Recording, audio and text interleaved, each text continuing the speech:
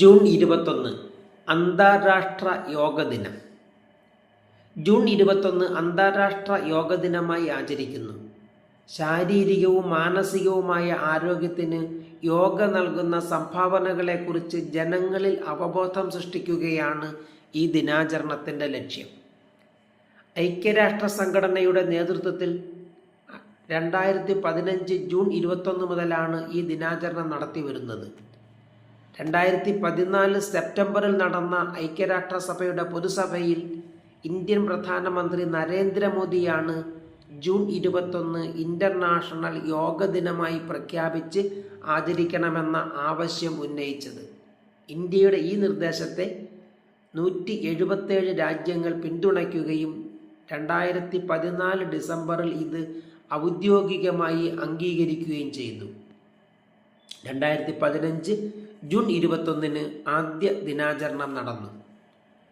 ഉത്തരാർദ്ധഗോളത്തിലെ ഏറ്റവും ദൈർഘ്യമേറിയ പകലുള്ള ദിവസമായതിനാലും ആരോഗ്യവുമായും ദീർഘായുസ്സുമായി ബന്ധപ്പെടുത്തി വലിയ പ്രാധാന്യമുള്ള ദിവസം ആയതിനാലുമാണ് ജൂൺ 21 യോഗ ദിനമായി തിരഞ്ഞെടുത്തത്.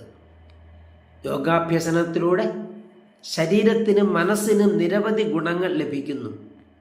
ശരീരത്തെ സംബന്ധിച്ചിടത്തോളം ശരീരത്തിൻ്റെ വഴക്കവും പേശീബലവും വർദ്ധിക്കുകയും രോഗപ്രതിരോധ ശേഷി വർദ്ധിപ്പിക്കുകയും ചെയ്യുന്നു.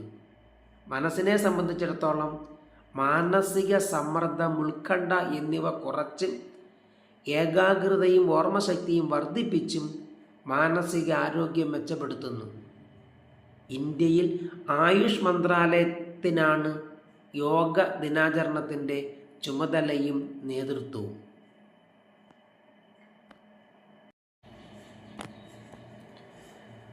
ലോക സംഗീത ദിനം.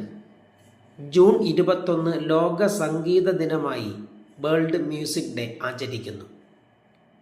സംഗീതം എന്ന സാർവത്രിക കലയിലൂടെ മനുഷ്യരെ ഒന്നിപ്പിച്ചു ചേർക്കുക എന്നതാണ് ദിനാചരണത്തിൻ്റെ ലക്ഷ്യം. സംഗീതത്തിൻ്റെ മാസ്മരിക ശക്തിയും പ്രഭാവവും എത്രമാത്രമാണെന്നും അതിന് മനുഷ്യചേതനയെയും സമൂഹചേതനയും എത്രമാത്രം സ്വാധീനിക്കാൻ കഴിയും എന്നും ഉള്ളത് ലോകം മുഴുവൻ അംഗീകരിക്കപ്പെട്ട കാര്യമാണ്. അങ്ങനെയുള്ള സംഗീതത്തിൻ്റെ പ്രചരണത്തിനും വികസനത്തിനുമായി ഒരു ലോക ദിനാചരണം വേണമെന്ന ആശയം ആദ്യമായി മുന്നോട്ട് വച്ചത് 1976 അമേരിക്കൻ സംഗീതജ്ഞനായ ജോയൽ കോയൻ എന്ന ആളാണ്. ഗ്രീഷ്മത്തിൻ്റെ ആഗമനം അറിയിക്കുന്നതും ദിനരാത്രങ്ങൾ തുല്യമായി വരുന്നതുമായ ജൂൺ 21 രാത്രി മുഴുവൻ സംഗീത പരിപാടികൾക്കായി മാറ്റിവെക്കണമെന്ന നിർദ്ദേശവും അദ്ദേഹം മുന്നോട്ട് വെച്ചു. അന്ന് ആർക്കും എവിടെയും ആടിപ്പാടാം എന്ന നിർദ്ദേശവും വെച്ചു. എന്നാൽ അന്ന് അത് അമേരിക്കയിൽ യാഥാർത്ഥ്യമായില്ല.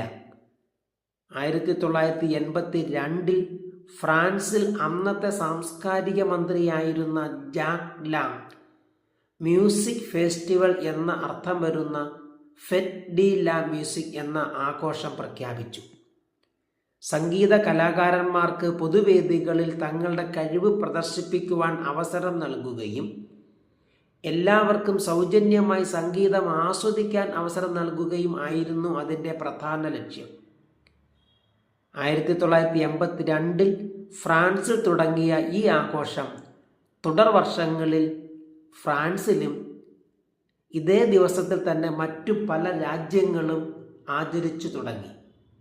ഇന്ന് ഇന്ത്യ ഉൾപ്പെടെ മിക്കവാറും എല്ലാ രാജ്യങ്ങളിലും ജൂൺ 21 ലോക സംഗീത ദിനമായി ആചരിക്കുകയും വിവിധ സംഗീത പരിപാടികളും ആഘോഷങ്ങളും സംഘടിപ്പിക്കുകയും ചെയ്യുന്നു.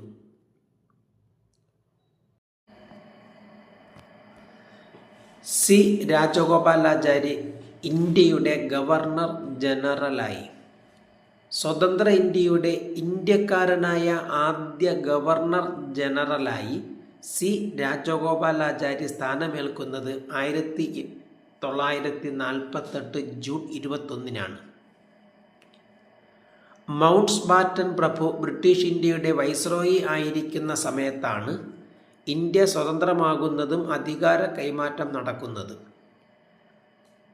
1947 ഓഗസ്റ്റ് 15 ഡൊമിനിയൻ ഓഫ് ഇന്ത്യ രൂപം കൊണ്ടപ്പോൾ വിഭജനത്തെ തുടർന്നുണ്ടായ അഭയാർത്ഥി പ്രവാഹം, വർഗീയ കലാപങ്ങൾ, നാട്ടുരാജ്യങ്ങളുടെ ലയനം തുടങ്ങിയ പ്രതിസന്ധികൾ നേരിടാൻ താൽക്കാലികമായി മൗണ്ട് ബാറ്റൻ ഗവർണർ ജനറൽ പദവിയിൽ തുടരണമെന്ന് നെഹ്റുവിൻ്റെ നേതൃത്വത്തിലുള്ള ഇന്ത്യൻ സർക്കാരിൻ്റെ അഭ്യർത്ഥനയെ തുടർന്നാണ് മൗണ്ട് ബാറ്റൻ ഇന്ത്യയുടെ ആദ്യ ഗവർണർ ജനറൽ ആകുന്നത്. ഇന്ത്യ സ്വതന്ത്രമായിട്ടും ഒരു ബ്രിട്ടീഷുകാരൻ ദീർഘകാലം രാഷ്ട്രത്തലവനായി തുടരുന്നത് ഉചിതമല്ല എന്ന് മൗണ്ട് ബാറ്റനും ഇന്ത്യൻ നേതാക്കൾക്കും ബോധ്യമുണ്ടായിരുന്നു. അതുകൊണ്ട് തന്നെ 1948 June 21 mount batten governor general സ്ഥാനം രാജിവെക്കുകയും ആ ദിവസം തന്നെ സി രാജഗോപാലാചാരി ആ സ്ഥാനം ഏറ്റെടുക്കുകയും ചെയ്തു. 1950 ജനുവരി 26 വരെ ആ സ്ഥാനത്ത് തുടരുകയും 1950 ജനുവരി 26 ഇന്ത്യ സ്വതന്ത്ര റിപ്പബ്ലിക് ആകുന്നതോടെ ഗവർണർ ജനറലിൻ്റെ സ്ഥാനത്ത് ഡോക്ടർ രാജേന്ദ്ര പ്രസാദ് ഇന്ത്യയുടെ ആദ്യത്തെ രാഷ്ട്രപതിയായി സ്ഥാനമേൽക്കുകയും ചെയ്തു. അങ്ങനെ സി രാജഗോപാലാചാരി ഇന്ത്യയുടെ രണ്ടാമത്തെയും അവസാനത്തെയും ഗവർണർ ജനറലും ഇന്ത്യക്കാരനായ ആദ്യത്തെ ഗവർണർ ജനറലും ഒരേ ഒരു ഇന്ത്യൻ ഗവർണർ ജനറലുമായി.